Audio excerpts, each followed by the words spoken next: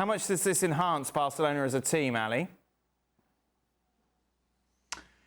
Well, they're enhanced by the fact that he is a much better option to Luuk de Jong. He is an upgrade. There's no question about Aubameyang's talent, even though he hasn't been playing all that well or hasn't been playing, period. Now, in terms of getting the best out of Aubameyang, well, that is the question. If you're able to do that, and if indeed the player is motivated to be in Barcelona, and somebody please have a conversation with Aubameyang, the people around him, his agent, whoever, sit him down and say, Pierre, buddy, listen, this is the last go around at the big time. This is it, right?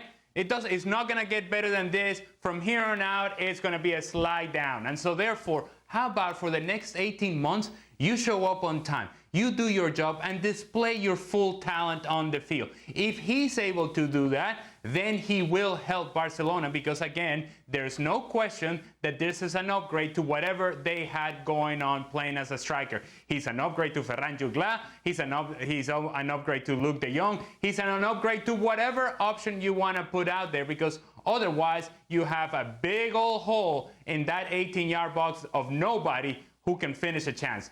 Aubameyang can do that. We should remember that Aubameyang had that great period where he signed the new contract, that bumper contract that Gab mentioned. But I think people will quickly forget that he wasn't initially out the Arsenal team for misdemeanours. Yeah. He was out the Arsenal team because he wasn't playing particularly well, and Arteta was under pressure and he was searching for alternatives, which he found, by the way. And then obviously Aubameyang's behaviour was untenable to the squad and to the rules and regulations that he had, and so he left him out. But he could leave him out because he wasn't doing the business anyway. So it's quite weird. Here we have a club in Barcelona. I've talked about how desperate they are. They're signing a guy who, at the end, in Traore, wasn't playing regular at Wolves. He was coming off the bench. He's signing for Barcelona, and they're signing Aubameyang, who wasn't getting a game at Arsenal even before his breaking the Arteta rules and regulations. So once again, and he's the wrong side of 30. Good player, just smacks of desperation again.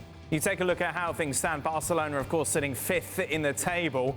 Would this be enough to push them into a top 4 overall, do you think, Ali? It better, because this is the reason as to why you're making these moves. And Craig is right. This is desperation. We talked about this in the show yesterday. It's a mercenary move for Barcelona in that you're trying to get something out of a guy so that you're able to crawl into the top 4.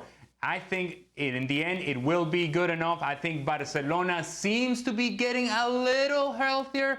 Mind you, Ansu Fati is now out, but it feels like maybe, and I cannot say this enough, maybe they're somewhat turning a corner, and perhaps this new guys coming in provide this team with something different. They needed something different in the attack, and while it is a desperate move, I think it's a move that was necessary. 24 hours ago, we were talking about the possibility of Dembélé going to PSG, Jules. That seemed to go quite quickly. Then maybe a move to Chelsea was muted, but as it stands, he remains at Barcelona. Yeah, that's right, which is something that Barca didn't want because, again, like Gav explained, if you let Dembélé go, you free a lot of space in your wage bill, so you can afford another player, especially one with a high wages. In the end, you still did Aubameyang while Dembélé is still there, but it's true that they tried to push Dembélé out as much as they could until tonight. PSG were the contacts yesterday where PSG was saying, hang on, well, we can have him for free in the summer. Why would we rush everything and try to get him now? Chelsea, I think, was saying similar things. He would rather, I think, coming to the Premier League than maybe go to PSG. I'm not sure he really wants to go back to France, especially with the wages that he's asking for, which is around 20 million euros net a year, and a big commission for his agent, Moussa Sissoko. So we'll have to revisit that in the summer. But I think it was quite interesting to see how much Barca were trying to push him out, and he was like, no, I don't think so. I don't think I'm going to stay here. And now it's down to him and Xavi really to sort of reconnect in a way and see if Xavi can play him again and if they can be in that sort of spirit together to be able to use him. Because I think, again, as we've said many times, at his best, or certainly fully fit and with everything that he can bring to this Barca team, I think Dembélé is where you have probably the best to play wide. What a mess, Frank. It is, but we all know that it's been a problem. It's been an issue since he signed because of the amount of the injuries that he had, the inconsistency that he showed to the world, and the ending is going to be like that. Bye-bye, no money for Barcelona, and hopefully another club is going to hire him, and hopefully he's going to get better elsewhere. But it's a real disappointment. If it's not a mess, it's a real disappointment because the talent is definitely here. But as we all judge players, you know, the consistency makes the difference, and that's a lack. Ali, from the outside looking in, you think, right, OK, I've got 6 months now until the end of this season to prove myself to other suitors that I still got it. Will he have the opportunity to show that, though, under Xavi?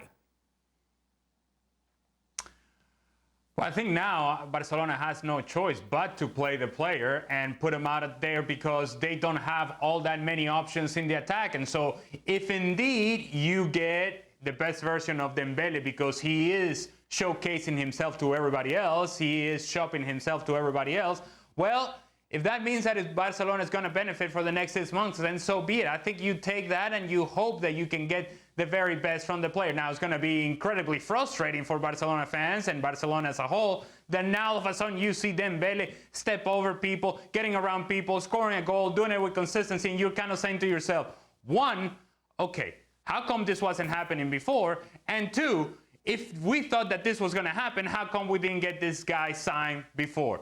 Either way, I don't think Barcelona wins, but the one thing that they would benefit from is getting into the top 4. And we just established that they're desperate to do whatever it takes in order to get in that sort of position. Thank you very much for watching ESPN FC on YouTube. For more highlights, analysis and exclusive content, be sure to subscribe.